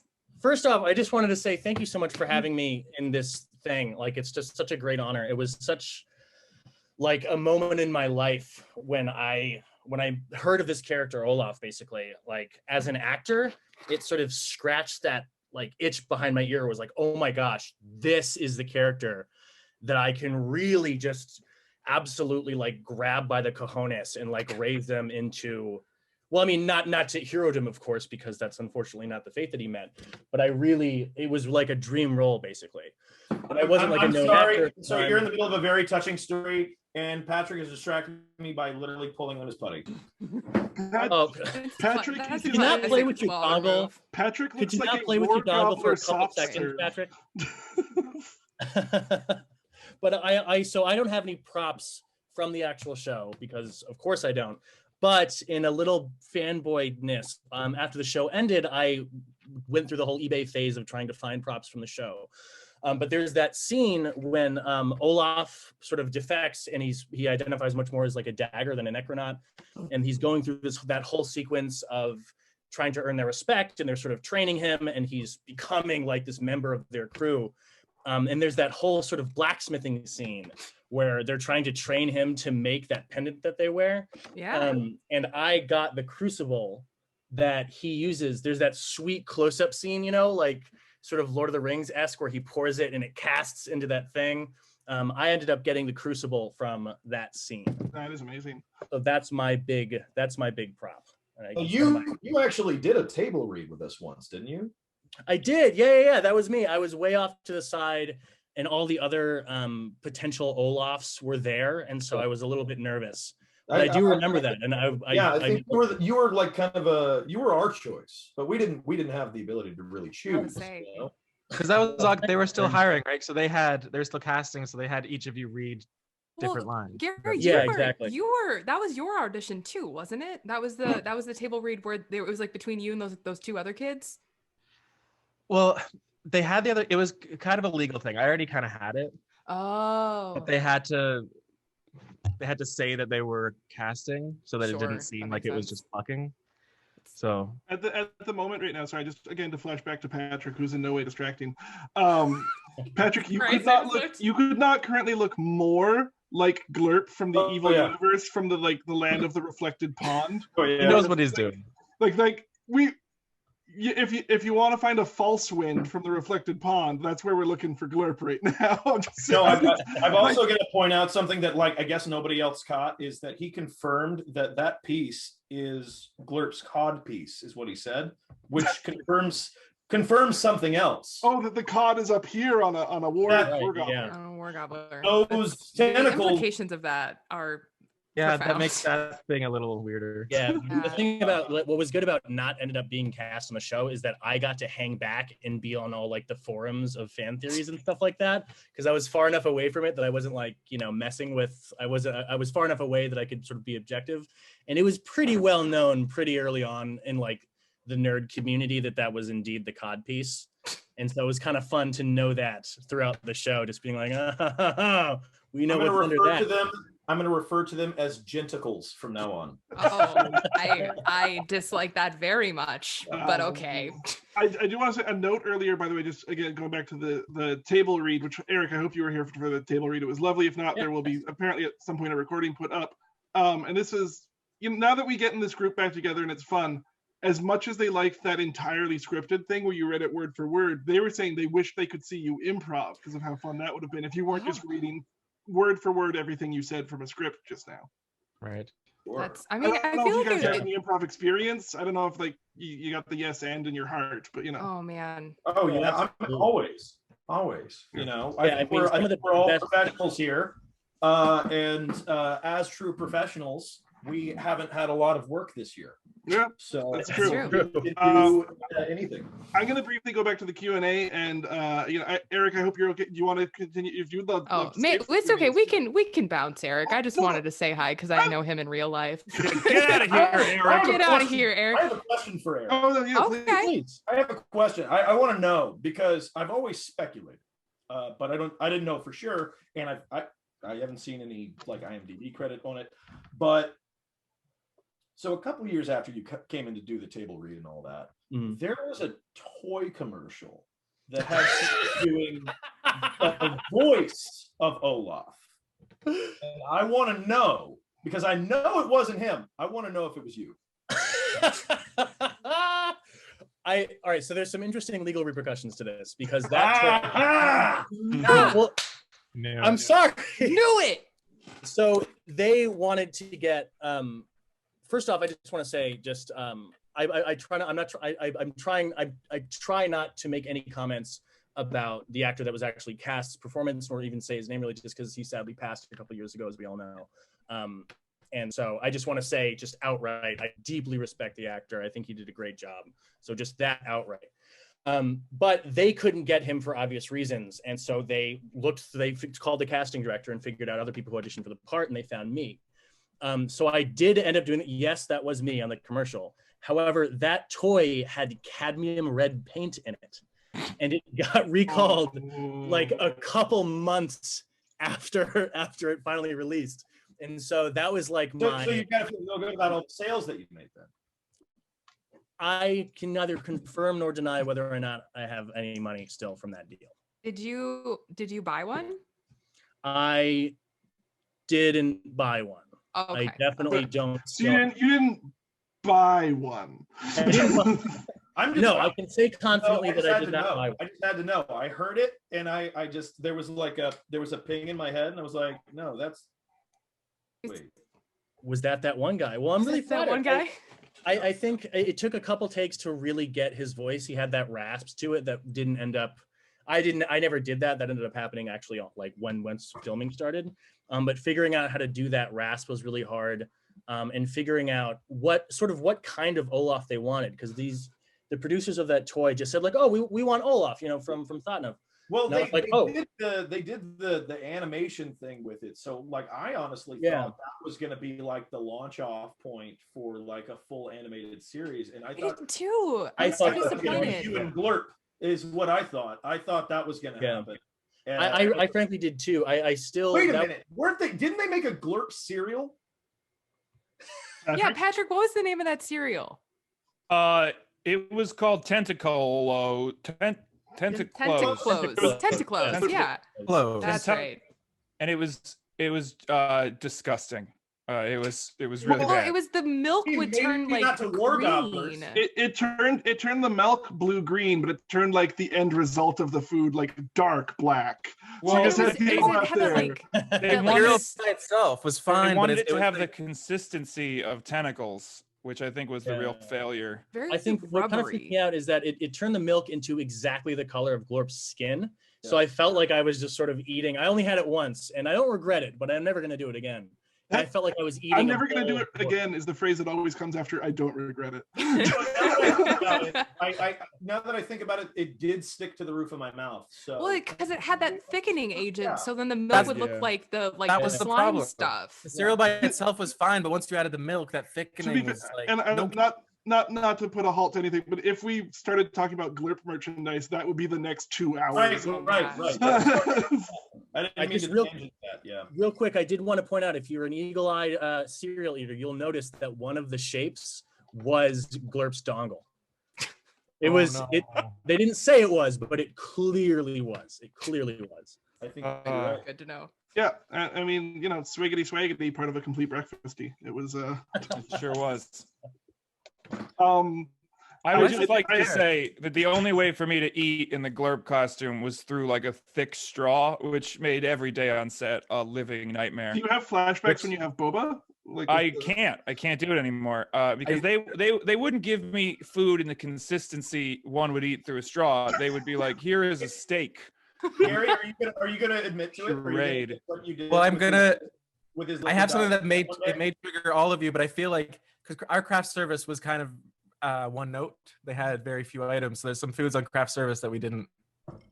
I'm wondering how often you have eaten it since there, but mostly for Patrick, because I know going through the straw. I'm just gonna show you, and I just like to see your reaction to seeing this food. Oh God, I know what this is gonna be. Oh, yeah. I'm not gonna lie. So amongst the boxes of items that I found in the back of the studio, there was just empty bags. Like every third box has an empty bag from someone who had just like eaten that and then stored it with the rest of scripts and props. Oh no! We thought, we're hungry, we want something, and then once you have a couple, you realize I don't want to eat this. Proper. No, because I caught Gary in the back of craft services putting Cheetos into a blender that he would then put in Patrick's concoction for him to drink up. He thought he was getting a lovely little, protein shake, but then guzzled down 4 bags of milked Cheetos. Which is why it was a little drier than you were expecting. You're the reason I'm lactose intolerant. I just like there was like that whole season where like there was just orange fingerprints all over everything on set, and it was because we would just order those by the case. But hey, Mr. Niggle, just so you know, also Erik Tate is here as well. Hey. If hey Mavis, can you swap out our Eriks? Swap out Erik. Swap and Eriks. Everyone, say a big thank you to Erik for showing up. And, we will say hello to Erik as Erik leaves. We will welcome Erik. While we're Erik, almost Olaf. I do have a question here from the fans. And again, I read out the whole username. So Eliza, giraffe emoji, skull emoji, 2 beers, cheering emoji, brackets, TikTok at Jurassic Liz, asks, does the entire cast naturally look like a band of upscale pirates in real life, or is that planned? Can I take this one? I'm really proud of this. The Pirate trend on TikTok, I'm pretty sure that was inspired by Annie. I'm taking that credit. because I've been Annie for so long, and nobody thought I was cool. Everybody was like, "We get it, you like pirate shirts." But then all of a sudden one day I logged on and everybody was dressing up like Annie, and it made me really, really happy. And so I don't care if that's true or not. That's what I believe in my heart. Thank you for coming to my TED Talk. I'm gonna say there's definitely some truth to that, because I feel like every woman I've seen join that trend on TikTok is almost wearing your identical outfit. I feel like Annie became such a part of the collective consciousness of that like bisexual piratey sort of steampunk that is like there's like you just see the little nods all over the place. Catie, I hate to jump in here and interrupt. I've only got a few minutes because I'm actually on set right now on a different project. It's not fleet related, it's something else, but we happen to be shooting in the same location where we did the syntax paradox sequence. It was really crazy, and there's some props got left behind. Can you just describe how this was used in the scene that you were in, Catie? It had these knobs on the back, and you really innovated with this in that scene. And I just wanted you to share with the fans some stories from this prop that I can't believe this is still here after all these years. Yeah, no, what was really interesting about that prop was that, like, I mean, obviously you did the visual effects, and so like the screen and stuff on the back of it was obviously put in on post. But what I loved about it was that you guys made the buttons functional. And so as Annie was trying to like solve that paradox to get the I think, what was it, the quantum Tesla just sort of like up and running, I was able to like actually work out the code. But then you guys at Empire Effects, you guys figured out what I was doing. And so like it was one of the only times in the show where I remember the visual effects team and like an actor specifically got together to like make that scene absolutely make sense in canonically, because I used the code from book 7. I used the code from book 7 to do it because like I'd read them. I grew up on those books. Wait so what was really interesting about that code was the fact that you were able to work iambic pentameter into a substitution cipher on the fly. I don't know if you guys know this, but cryptography is one of Catie's hobbies, and her ability to use that in real time with these dials that were cut from stainless steel that was sourced at the location was just amazing. I have to go now. We're going to start shooting again, but thanks for letting me. Just wanted to say hi to all the fans. Thanks so much. I'll see you Tuesday, Mr. Nickel. I'm looking forward to seeing you Tuesday. I'm going to be streaming with Erik on Tuesday, talking about the fan doc that actually got me involved in all this. So thank you so much, Erik, for joining in on the conversation there. Take care. Bye.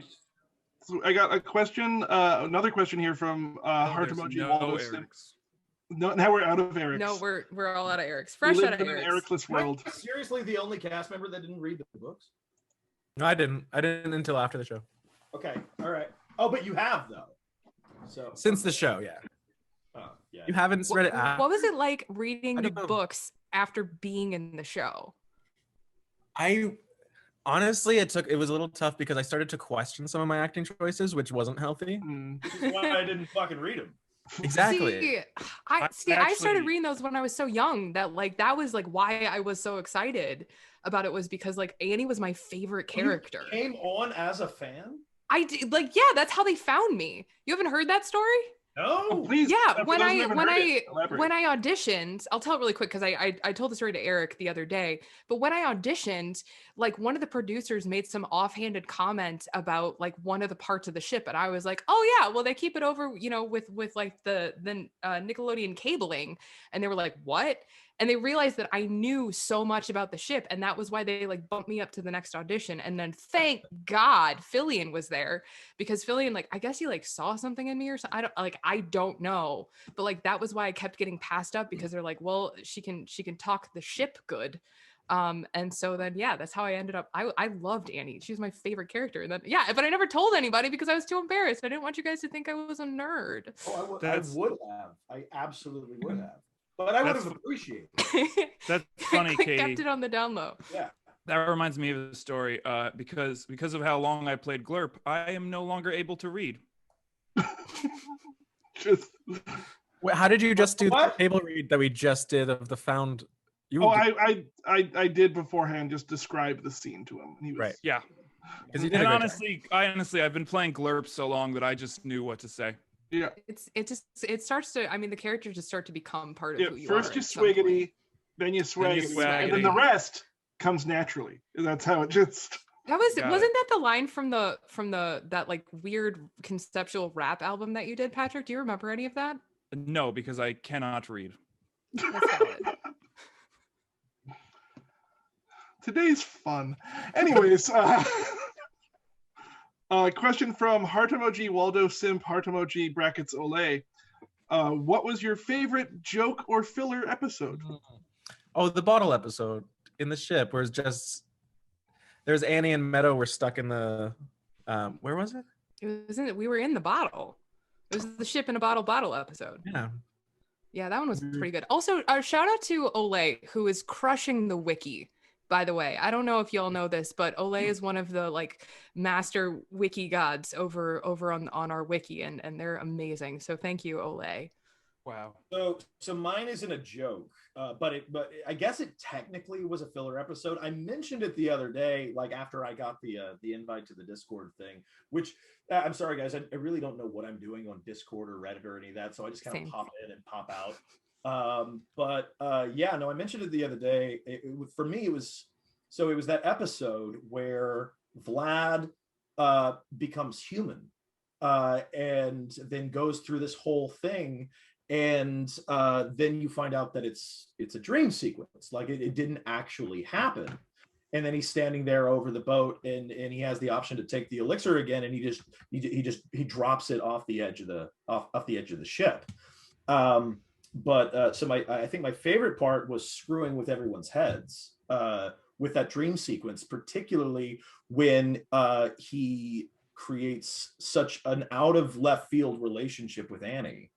And then there's that whole, I felt like it was the reverse of the Star Wars prequels with the line, Annie, I'm pregnant, Vlad, I'm pregnant. And it was such a reversal of that. The writers were definitely on some Star Wars shit. And then when he realizes that it's all a dream sequence and none of this ever happened, the way that I chose to look at you was all Anakin Skywalker. That was it was Darth Vader in my face, like he had just learned his life was a lie. And I was like, I hate her from now on. Fun fact about that episode, I lost like the last 2 pages because I was irresponsible and young. And so I like missed the memo that it was a dream sequence until that show aired. And I was so concerned because I was like, oh my God, like I'm pregnant now. And I was like, what? That's not in the books. And I was like really mad. And then I was like, oh, you're an idiot. You just lost those pages. Oh, that's hilarious. For me, that explains how well you really came back with the retorts in the next episode, where like someone saw you like glaring at me and they were like, do you fancy him? And you were like, him? No, never. Gross. What the and it was like, and I overheard that. I was like, oh wow, she played that up. Yeah. Well, that explains it. Also, like, I know we've talked a lot about like you had lied about your age, but I want you to know that I thought it was really cool that you took me to prom. Like, I thought that was really cool because like all my friends thought it was really cool that I like knew Vlad from the show, and like it was just really nice of you. So like I was always trying to like pretend like that. Actually, I was happy to do that, but that was also a little selfish on my part, and I don't know if I ever told you this, but I never actually got to go to my own prom. You came to my prom, so then you missed yours? No, I never got to go to mine. I didn't want to go to mine. I'm so sorry to interrupt. Patrick, when the Vorpal Club isn't blue, we have to put an explicit tag on the YouTube upload for this. Yeah, I was noticing that. I don't mean to bring it to a halt. I'm just future planning. Oh my. We need to start a collection to get Patrick some blue silly putty so we never have to have this again. It's such a beautiful story. My entire world was Patrick for a moment. It's I was right there with you, honestly. I had that happen earlier when I was talking to Erik. Patrick is a champion. So anyway, Logan, I'm sorry you missed your prom, but anyway, what's going on, Mr. Nickel? What should we talk about? I have a question for Patrick, if you don't mind. Sure. Because there was the one scene I think for fans was way more fun to watch than it was for us to shoot, and I don't think people understand how troublesome it was the episode when Meadow and Glurp got handcuffed together. Oh yeah. Everyone says it was so much fun to watch, but us shooting it, that was a lot. Oh well, you got to see firsthand how much heat that costume puts off. just moisture. Yeah, it really. We really. I mean, why do you think they had to change the prosthetics so often? Not just the toy sales, but because I just sweat my way through. It was like a reverse Jaws. Okay, well, but I honestly think the couplers that you guys had on were probably stronger than actual handcuffs. It took you like an hour to get in and out of them. Well, because Patrick decided it would be a great idea just to throw the key into the water. Well, thinking that props would have a backup, but of course they didn't. Well, it really made us act the scene out, didn't it? I did. But I have to ask though, because you were just talking about the sweat. When we shot that, you were telling me that it was something to do with the material, but are you telling me all of that moisture that was coming onto my wrist was just your sweat? Well, not necessarily from that day. It really it was like a sponge. Like it was like a sponge. Yeah. Legacy sweat. I remember that because I had to deal with that shit in the body swap episode. Yeah, you sure did. I got a question. Wait, you really naturally to our next question from Borealis.galaxy. What was the worst part of the costuming? Mine was easy. I gotta say, I lucked out. I was just dressed as a kid, but you guys took some terrible days. I loved every single costume they put me in. I went to a lot of clubs after shoots dressed in the exact same thing. Well, costume, it was a good look. I actually did too. I'll tell you what, you'd be surprised, but ladies dig Glurp. That makes a lot of sense, frankly. There's a lot. I feel like there's a lot of corners of the internet that dig Glurp. I'm gonna be honest. I think there's a subset of the furry fandom that is because of Glurp. When I was trying to reach out just to find the actor for Glurp, I accidentally Googled who was in Glurp, and that's your first mistake. Safe search on. First mistake. Oh, there are endless fields, much like Elysium, of just Rule 34 Glurp. It's a lot. More than you could possibly imagine. You have established the entirety of the tentacle furry community. That's I would argue that you could probably say he's like a cornerstone of it. Like yeah, well, to be fair, with the proper term for it is like luckily it slides right over. They are still just war gobblers, but like are they? I was gonna ask. I heard it's a different intent behind the words, but yes. Yeah, that makes sense. Yeah. What was the question? Was costumes, right? Yeah. What was the worst part of the costuming? Yes. Mine was like the ball gown season. Like I thought it was cool. I got to feel like a badass, especially when like finally at like season 5 when she like tore off the bottom of it. But I spent the entire season in that dress for like honestly like one visual gag, and it was really tough. It was hot. It was itchy, and I did not like it. Oh, that is quite the question, Rowan. All right. I'm gonna, you know what? This is a good one. So I'm gonna ask this question while they're answering it. We're gonna kind of do a last call for questions. Because again, this has been an amazing stream so far, but we are reaching the 2-hour point, and human interest can only hold so long. It won't particularly part. Not that every single person in this room is not fully engaged in the conversation right now, but Rowan the storyteller asks for the whole cast: were there any showmances? I point out just before anyone else says it for me, but yes, I did lose my virginity on set. I'll just say that. That's where we're starting. All right. Gossip. Yeah. You didn't know that? No, I didn't know that. I don't want to call out any names. We're talking like regular guest star. What do we? I'm gonna plead the fifth on that one. Okay, Logan's not gonna engage on that. That's fine. Okay, I had a really bad habit because I was right around like 18, 19. And so like I had like a really bad habit of like falling madly in love with like the Marauder day players, because like I was just like a kid, and they were, they'd always hire like Thor looking dudes. So I was just like follow them around like a puppy dog. And then it was like really awkward because like I was like on the show, and so they're like trying to be nice to me, and I'm like, clearly he's in love with me. I just remember all of those were one-sided. It was just me crushing on him. All of those days, the the 80s would come into the cast room and it'd be like, "Okay, we're ready for Annie, ready for Catie," and we'd have to say, "Oh, she's in with the day players." They hated that. They were like, yeah, they had could those. never BG. find me. You were gone. I do remember up here in the Pacific Northwest, I went to, I think it was FleetCon 07, and at the same time they were having a kink con, not at the convention center, but at one of the hotels next by, and you would see someone walking down the street and you're like, okay, let's play the game Kink Con or Marauder cosplayer. Which one? Frankly, I feel like people saved a lot of money. Here, because it's just they could have just gone from one to the other and you never know the difference. Well, there was the Brachtian Horde or whatever, where it was just they had to shut down the kink convention because everybody came over here because the Venn diagram was a circle. Yeah. I think I'm ready to reveal this. When Meryl Streep was on set, she did take me to dinner.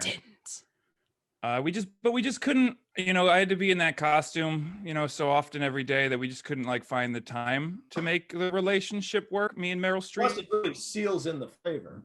It does. Although I'll be honest, she was a little into that. I think it was a lot to do with the costume, if I'm being, it was kind of like we went to dinner and it was almost like, when Black Cat sees Peter Parker out of costume and she's just like, oh, okay. No. Yeah. I got that vibe from Academy Award winning actress Meryl Streep. I mean, it is really hard to match up to all of those genitals. Yeah. Somewhere I'm not sure she knew it was a costume. She was honestly pretty disappointed. Patrick's method acting though is phenomenal. You just melted so hard into that character. But I was like, I don't know. I think Rachel Weisz, the day that Rachel Weisz came on set, everybody knew I was by it, and so I just spent a lot of time looking at Rachel Weisz awkwardly across the. Just a lot of that. There was a lot of that because I didn't know what to do because I don't know how to talk to girls. I still don't. I still don't know how to talk to girls. Yeah. A lot of people forget that it was Donald Glover's first TV appearance as well. You're right. I always forget that. We had so this is an interesting thing with the notes that I've been finding here is that you find as we entered into more of the show being filmed, and I don't know how much this guy you were aware of for the casting notes on this, but you would see actor names and then next to it Instagram and YouTube followings. And with him being on the Derek Comedy Group for sketch comedy, he had a circle of the YouTube people YouTube one. Well, and that's where his name came from, right? Because wasn't he on the Gambino Quadrant? That was the episode that he was on, right? Yeah. Yeah, I'm pretty sure. I think he got his name from that. I think people get surprised at just how many things that we are still in the lexicon in today's culture came from this show. You're right. You're absolutely right. It's that kind of thing too, where it's just if it hits on the internet, people pay attention to it, and then it just becomes real, which is this weird phenomenon I've never seen before. But it's just kind of interesting, where it's that's what the fans want, so that's what they get, and I think that's fascinating. Yeah. It brings up the question of what makes something real.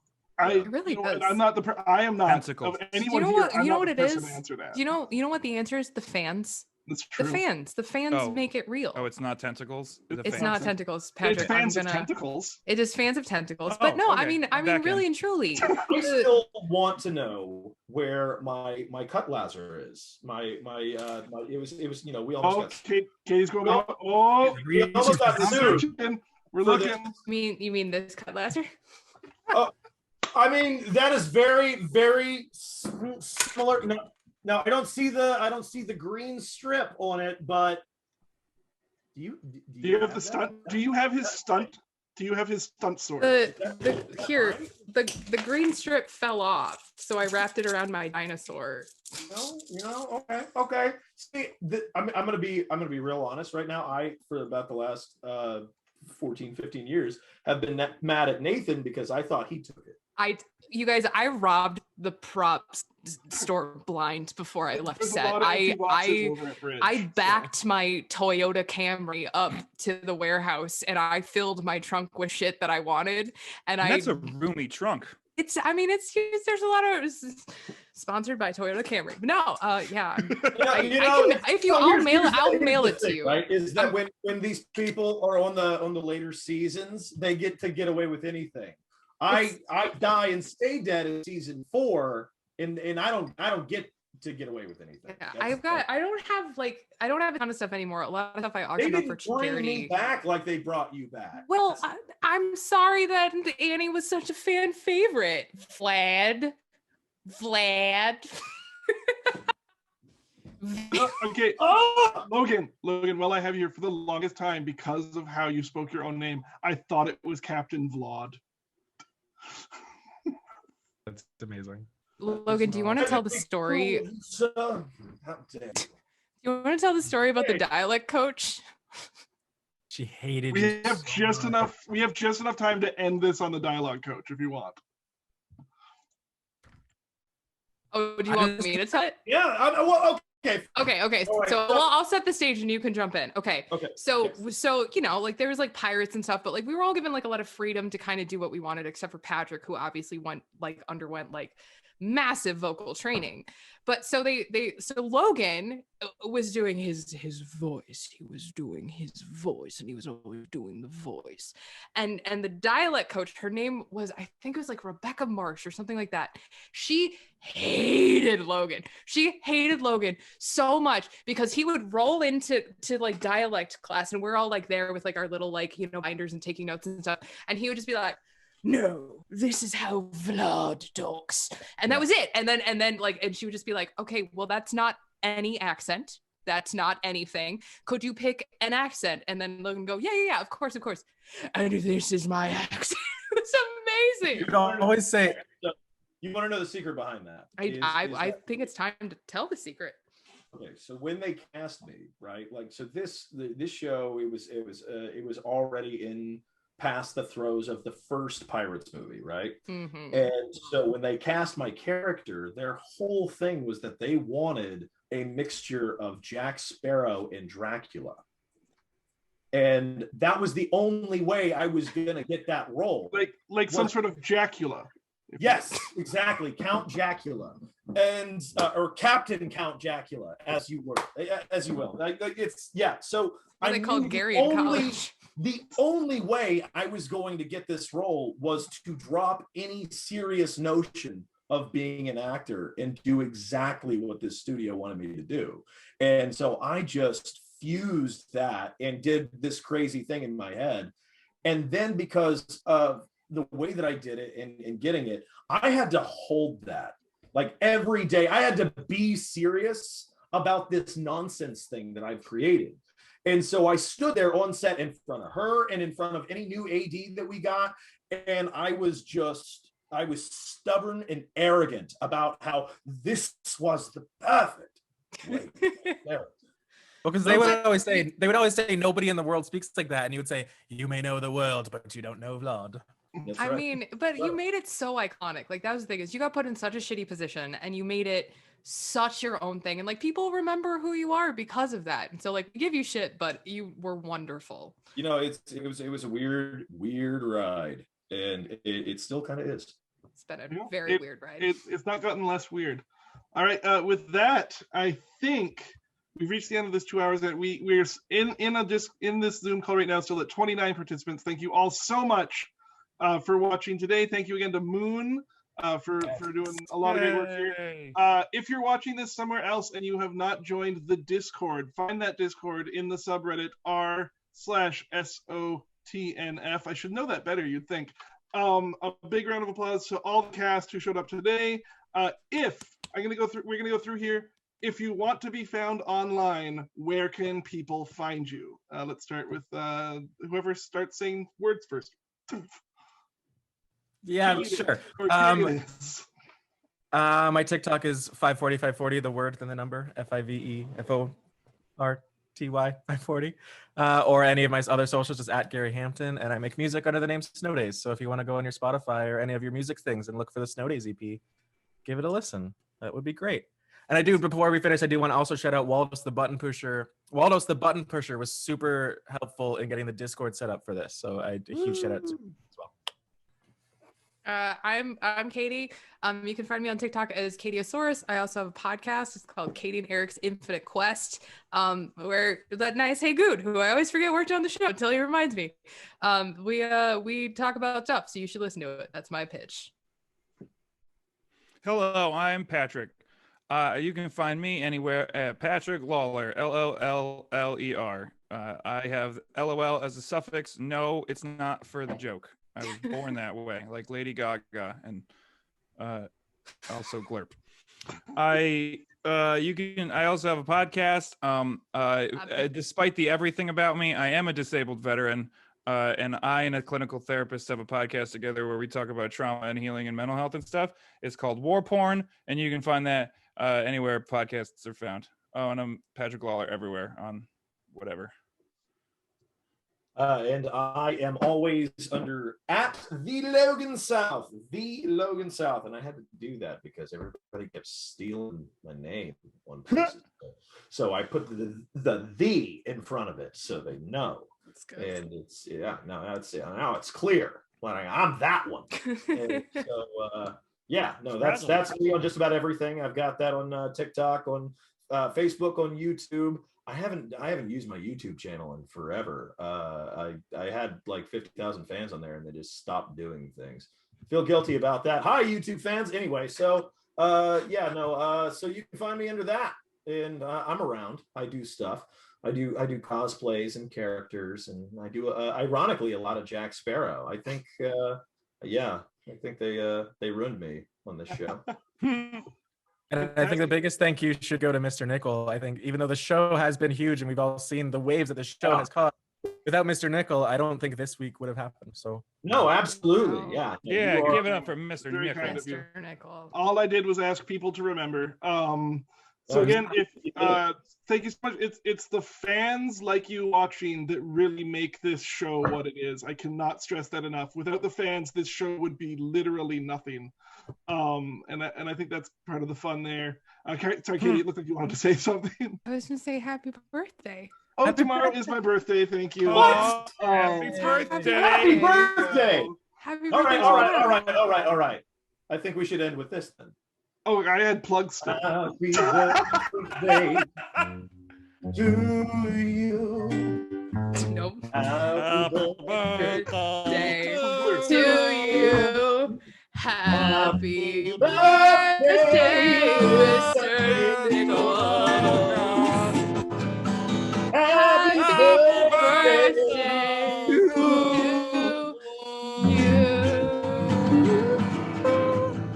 Thank you so much. I very And the much wind be appreciate in it. your sails, Mr. Nichols. Yes. If you ever find another script, I think we should do this again sometime. I'll see what I can dig out of the box. So as far as other things go, for those watching, there is merch that I have found on sale. Every penny of profit will be going to the Trevor Project for right now. We might do a different LGBTQIA+ charity in the future, but at the moment we're focusing on Trevor Project. Tomorrow, I'm selling a T-shirt called "Support of Satan." It's amazing. If buy you it. want the devil worship and be told that you're all right at the same time, that's going to be tvillain, teevillain.com. Again, all the money from that I'm going to give right to the Trevor Project.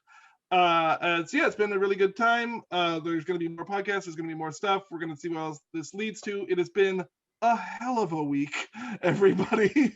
So from the bottom of my hearts to the wind in your sails, I just want to say thank you so much for joining us today and for being part of this. And I think there's only one way to end this, and that's on a good hearty updraft. What do you say, everybody? On three? Oh yeah. Ready? Yeah. 1, 2, 3. Updraft! All right. Hashtag Team Glurp forever. We'll see you next time. Thanks to the Eriks. Thank you to the Eriks for dropping by. We'll see everybody next time when the next time is. Bye. Bye, Fleet fam. How do I end this? I don't know. MAVIS and transmission. Ending transmission. Love you guys.